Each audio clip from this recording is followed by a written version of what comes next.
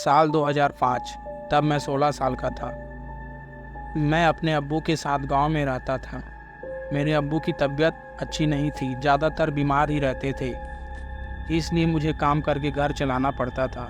तभी एक दिन अचानक अब्बू की तबीयत बहुत ज़्यादा ख़राब हो गई और अब्बू का देहांत हो गया। तब मेरी मदद करने वाला कोई नहीं था, इसलिए मैं खुद अपने अब्बू को कब्रिस्तान ले गया। मैं अकेला सब कुछ कर रहा था। कब्र खोदते खोदते कब दोपहर से शाम और शाम से रात हो गई, मुझे कुछ पता ही नहीं चला।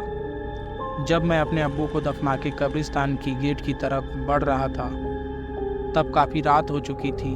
हवा भी तेज चलने लगा था। अचानक मुझे किसी ने पीछे से आवाज़ दिया, ईकू। जब मैंने पीछे मुड़कर देखा तो कोई नज़र नहीं आया, पर मेरे अब्बू ही ईकू करके बुलाते थे, इसलिए मैंने सोचा शायद अब्बू पुकार रहे हैं। पर जब मैंने ज़ोर ज़ोर से अब्बू अब्बू कहकर पुकारा, फिर भी कोई जवाब नहीं आया। तब मैं डर गया, जल्दी जल्दी गेट की ओर बढ़ने लगा। लेकिन जैसे ही गेट के नज़दीक पहुंचा, अचानक गेट बंद हो गई। मैं एकदम घबरा गया।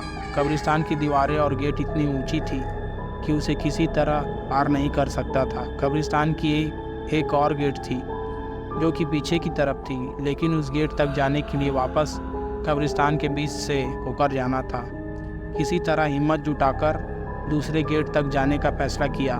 सुनसान कब्रिस्तान के बीच से जा ही रहा था कि अचानक दूर एक आदमी खड़ा दिखाई दिया। मैं उस आदमी के पास गया, पूछा, कौन हो तुम? उस आदमी ने कोई जवाब नहीं दिया। फिर से पूछने ही वाला था कि उस आदमी का सिर अचानक से पीछे घूम गया और उसका चेहरा नहीं था। ये देख जोर जोर से चिल्लाया और भागने लगा। भागते भागते एक पेड़ के पास जाकर रुका और किसी तरह वहीं पे रात गुजारने का फैसला किया। कुछ ही देर में मेरे चारों तरफ कोहरा छाने लगा। फिर अचानक कोहरे में एक औरत को भागते हुए देखा। औरत के पीछे पीछे एक बच्चा भी भाग रहा था और उस औरत के पीछे एक और औरत भाग रही थी। लेकिन वो औरत भागते भागते अचानक रुक गई और मेरी तरफ आने लगी। जैसे ही कोहरा हटा, उस औरत का चेहरा साफ साफ दिखने लगा।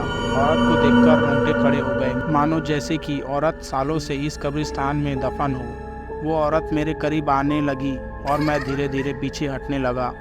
तभी अचानक मेरा पैर फिसला और एक कब्र में जा गिरा। कब्र इतना गहरा था कि मैं वहाँ से निकल नहीं पा रहा था। मुझे लगा कोई ज़मीन के अंदर खींच रहा है। जब पीछे मुड़ा तो देखा कि वही औरत मुझे खींच रही है। तब मैं जोर जोर से चिल्लाने लगा, बचाओ बचाओ। तभी अचानक मेरा हाथ पकड़ किसी ने ऊपर खींचा। जैसे ही ऊपर आया, सीधा कब्रिस्तान के बाहर भागते हुए चला गया।